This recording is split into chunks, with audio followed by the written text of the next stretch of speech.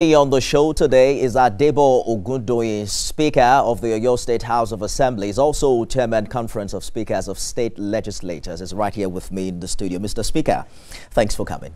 Thanks for having me, Mr. Andifemi. Good thing is that you didn't come with your gavel, so we look equal today. But the big story this week is this big surprise, the declaration of an emergency rule in Rivers State, followed by an approval by the National Assembly, and then the whole country has gone crazy, especially with the loud voices from the opposition saying this isn't the way to go.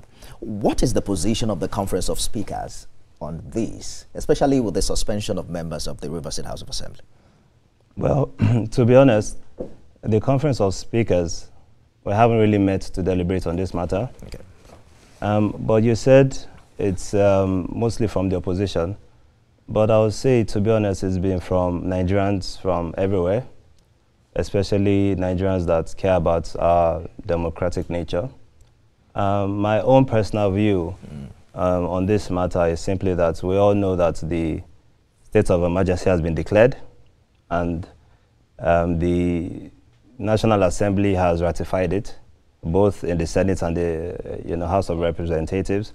Our appeal to the leadership, both in the state houses, in the states in general, and of course in the national as well. Leaders from all and sundry should come together to ensure that we protect our democratic nature, democratic values, and ensure that there is peace and tranquility within the states in order for these democratic institutions to return back, because we cannot discount the efforts of the people in order for them to select their own leadership. And we believe that as political animals, we all have a right to determine our own leaders.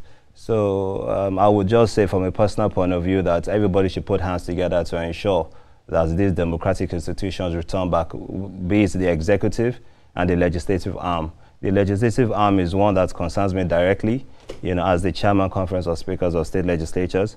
It's worrisome that we have one state that doesn't have a legislature and we know that the legislature is the representative of the people, and of course is a beacon for democracy in that state. So, and that's the challenge, because sometimes, you began by saying the majority of the people kicked against it, but it's hard to tell if the people who represent the people unanimously voted to ratify the decision of Mr. President. It brings to bear the question of whether or not the lawmakers are in tune with the reality of the people they represent. And that's perhaps why you guys really haven't got to your flowers, because, Nigerians feel you are, detached from the reality of what they want. Well, the good thing about, or the special thing about being a legislator is that the people of your constituency and your constituents, they've put all their hopes and aspirations into that one person. So that means that whatever decision that one person makes is a reflection of the aspirations and decisions of everyone. It's very important for us as legislators to always ensure that we understand and we feel the pain and we know the aspirations of our people in order for us to be proper legislators. It's sad, that sometimes there's a disconnect, but we are putting mechanisms in place, especially in the subnational, to ensure that the disconnect and the gap between the legislature and the constituents, we reduce that gap as much as possible. And these are what the international best practices also. Personally, what do you think? Does the president have the right to suspend the governor and members of the House? To be honest, I'm not an expert in this field. I'm not going to say something based on emotions. Because of the position I hold, I have to talk responsibly, and I would allow the experts to delve into this. But what I would say on this matter is to appeal to both the state actors and the federal actors to ensure that mechanisms are put in place in order for peace resolutions on this matter, so that we can go back to the democratically elected. The issue of independence of state assemblies have come to the fore with the recent incident in Lagos, where the House had to reverse itself as a result of what many consider political interference. What do you think is the problem? To be honest, what I think about the Lagos State House of Assembly, and it happens in other state houses of assembly, is that the legislature at this point in time, you know, you would say from 99 to date, you know, it's not, that was almost 26 years, you know, we're practicing uninterrupted. I believe that, you know, even a 26 years old human being, either a male or a female, should be old enough to make his own decisions on his own. What we advocate for is less interference from external source, be it political source, be it environmental, be it, you know, just, we need to have a sane environment where it's quiet for us to make informed decisions that would benefit not just ourselves, because we also have to remember that the reasons why we're in the positions that we are in now is to represent some people. So these people we represent have to be in the center of whatever decisions we make. It sounds good, Mr. Speaker, when you say less intervention, but how do you achieve that? Because a big challenge has been the issue of being rubber stamps to the executive. We hardly see a lot of check and balances until the House falls out with the governor. So there seems to be a nexus between how you and your colleagues emerge politically, your loyalty to the executive, which many call a rubber stamp. And I'm wondering, realistically, how do you navigate your independence through these realities? To be honest, it's very difficult. I'll be honest with you, Nifem. It's something that we all know that is a persistent issue. In my own case, for example, now I'm lucky that we actually have a very responsible executive and a very responsible governor in Engineer Seyi Makinde, the governor of Oyo State. He's done so tremendously well in carrying, you know, all arms of government together. And the same thing I try to emulate also, to carry the judiciary and the executive along together. In order for you to prove that you're not rubber stamp doesn't mean that you must be at constant loggerheads or conflicts with the executive. The role of the different arms of government is such that they are to work together in order to bring dividend of democracy to the best of its abilities to the people. So with the idea of we must have conflicts before we prove that we are not rubber stamped, you know, that's a cake. But at the same time, it shouldn't be a situation whereby the legislative fold their arms while the executive, you know, take the people for a ride. So it's a double-edged sword if you think about it. You know, at the same time, you hope that you have a responsible judiciary and an executive, and you as a legislative are in the middle to ensure there's check and balance. But at the same time, in a situation whereby that doesn't happen, and then, you know, the terms and conditions in which most of us legislators come into, you'd be, you know, could be as of an influence of the executive arm, and of a bearing influence also of the executive arm, even in the dealings of the legislature. So the solution, the answer to your question, if I may, is that the best way that we can go about this in order to, for the independence of the legislature and to strengthen that institution, is the financial autonomy for the legislature. And then you will need the constitutional review process. That has which been again done. is okay. So what is the next step? The next step is implementation of this provision within the institution. Now it's a constitutional matter. Section 121, subsection 3 already guarantees financial autonomy for state houses of assembly. So what we're looking to do now is how to actually implement it in a safe way. Because we also have to remember that in the implementation of the financial autonomy, what has to be in the center of our own decisions, of our will to have the financial autonomy, has to be people-centered. What's the point of having financial autonomy when it's for private, for personal aggrandizement? You have to think beyond personal interest to think about how financial autonomy can actually impact the general population of which we represent. Indeed. And that's important. So you're fresh from a 2-day workshop focused on harmonizing standing orders for state legislatures. How is this harmonization really critical, especially in light of the recent issues we've had in Rivers and Lagos? So what we're trying to do with the harmonization of the standing orders is that in the Southwest, for example, now we have an harmonized standing order. So what we're trying to do also is that we want to make it a federal situation whereby all state houses of assembly have an harmonized standing order. This will bring about an orderly conduct of the plenary, will bring about proper ways to select the leadership of the House, be it the presiding officer or the principal officers. And even in the recent case of the Lagos State House of Assembly, even in the removal of the speaker, you know, it has to be properly spelled out, you know, whereby the concept of a fair hearing has to be addressed. You know, every citizen of Nigeria has the right of a fair hearing. But in the situation whereby some members just gang up because of one reason or the other, whether it is... Most of the members, actually. No, I'm not using Lagos as a case study. I'm just talking generally. What happens, what goes is that, there are situations whereby even some speakers haven't, even done anything wrong. And even if they've done something wrong, there should be a situation whereby, there should be fair hearing. Okay, misappropriation of funds, and all these things should be spelled out and then should be presented, just the same way that the procedure for removal of governors, whereby you have to first engage as to show you... Hold that thought for a minute. Yeah. We're due for a break, and we're back with more with the Honorable Speaker of the Oyo State House of Assembly. Stay with us, everyone.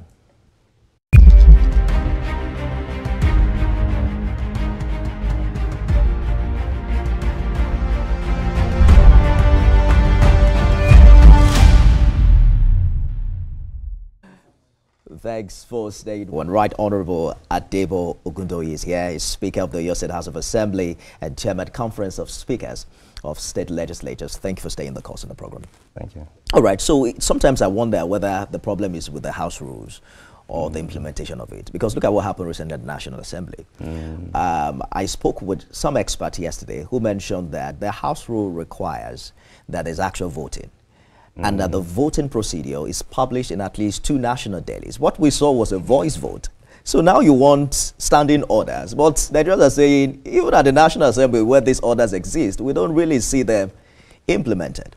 I would say that the president, right, has a lot of work to do. Uneasy is the head that wears the crown, is the #1 custodian of our democratic principles and our democratic beliefs.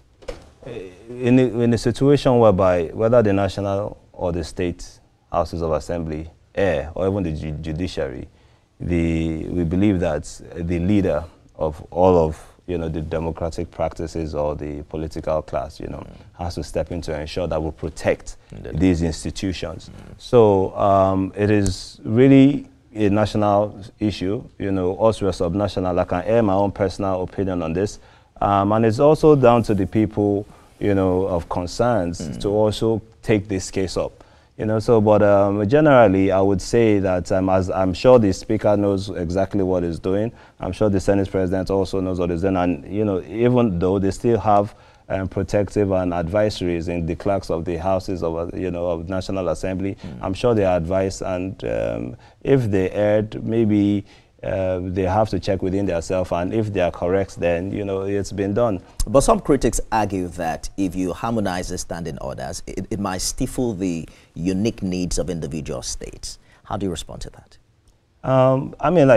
The thing about the harmonized standing order is that there's room for some alterations and amendments, Like in the Southwest, for example, we make sure that on the Wednesdays, we use our dialects. We speak Yoruba. We call it the Yoruba Pombele sessions. And in other states as well. It's a regional thing, right? Yeah, it's a regional thing. But other regions also have also bought into the idea as well.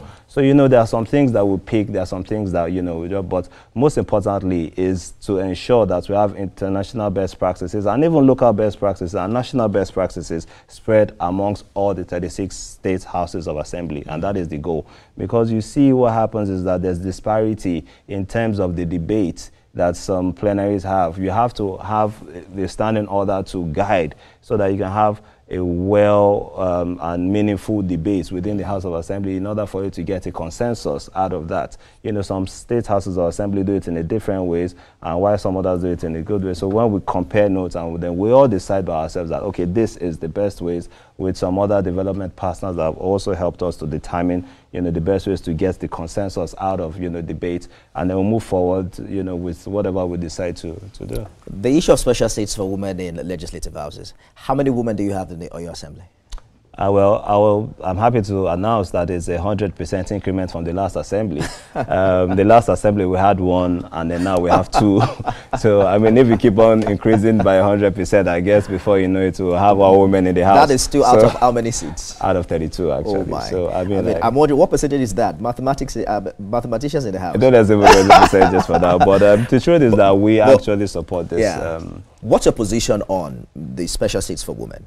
Okay, on the National Assembly, from the last engagement we have with the National Assembly, what they're proposing is that there should be one seat at the Federal House of Representatives per state, meaning that aside from the already allocated seats that are being contested for, there'll be an extra seat whereby each political party fields a woman for that special seat. So we will support this. We've had the deliberation even just today, earlier today, on this topic, and the Conference of Speakers are ready to back this up as long as the National Assembly will transmit to us, because, you know, the process of the constitutional alteration has to have, we have to receive these documents from the National Assembly before we act on it on the basis of 2/3 approval to the bill. The only downsides to this that I foresee that might happen, and we have to guard against this, is that we already have a tough time bringing women into the normal allocated seats in the House of for House of Assembly or Senate or House of Assembly. I don't want a situation whereby you know, the feelings in the states will be like, well, you already have your special seat, and then you are limited to that, and then they just push all women to contest for that special seats. That is not the point. I've heard people also say that special seats for women might seem as tokenism, and the fact that it might not really address the problem, that perhaps we should identify what the root causes are. Why aren't women winning primary elections, for instance? Are women getting as much education as men? What is limiting their chances? They're saying that the special seat is on the surface, that we really need to identify what the root causes are and give women equal chances. Well, see, this topic is really broad, and the question you have is multidimensional, but I'll start with the downsides to it. You said, you spoke about tokenism. Well, some people might think about that, but at least I would argue that it's better for us to start something than not. You know, because by the time you have 36 women in the Federal House of Representatives, I believe there are about probably 16 women now. So that is almost more than double the amount. At least if we have that, maybe people will have more confidence in women in political space. Another issue that I believe that it hinders the participation of women also, we also have to remember that politics is very capital intensive. You know, the same way men get bullied, women get bullied in that field. If you ask the women that have been married, you know, in these positions, they will tell you that politics is very capital intensive. And you have to understand that in our own economic environment, you know, men hold most of the resources. And even on the other aspects, what we can work on is how, you know, men or women can come together to support each other, you know, the same way men do it. So, and even men to support women who have the capacity and have the interest. Because, you know, the thing about the interest is that you can force a horse to the river, but you can't force the horse to drink the water. We have to go now, but let's talk about you. You have been Speaker twice now. Yes, at the Oyo State House of Assembly. You became Speaker in your first time in the House? My second time. I came in through a by-election in 2018. Okay, yeah, when the Speaker died. So this is my third time, yes, then the previous Speaker. And you are perhaps the youngest Speaker in Nigeria. Well, I was the youngest when I came in. Oh, you were? Where you came in? But you are growing old now. But by the way, you still hold the position of the youngest Speaker, chairman of Conference of Speakers of State Legislatures. Yes, so what's next? Are you going to run for governor of your state? Well, that is not even on my horizon, to be honest. And that's what they say, right? Well, I haven't heard age is on your side. Well, it's not, because the thing about, you know, politics is that a lot of people get lost in looking ahead, you know, and they forget about their present assignments, which is what they should be focused on, you know, and then that also deprives the people that you represent quality representation, because you're not focused on them anymore, you're focused so much on the future. So I leave the future to God, but what I have power over is my actions of today, and my actions of today is focused on my people that I represent. Two-time Speaker, and you're not even 40 yet. I'm glad that you're speaking to the media. Hopefully we're going to have this exclusive again. Whenever you come in. Because we have some speakers who don't speak. Well, so the speaker must speak. Must speak. Ogundoyin, Speaker of Oyo State House of Assembly, Chairman Conference of Speakers of State Legislators. Thank you so much for coming. Thank you for having me, Nifemi. That was a pleasure. That's our show today, everyone. You can watch it again at midnight and at 6 a.m. tomorrow. I am Nifemi Oguntoye. The conversation continues on X. Remember to use the hashtag beyond 100 days and tag at Nifemi Oguntoye.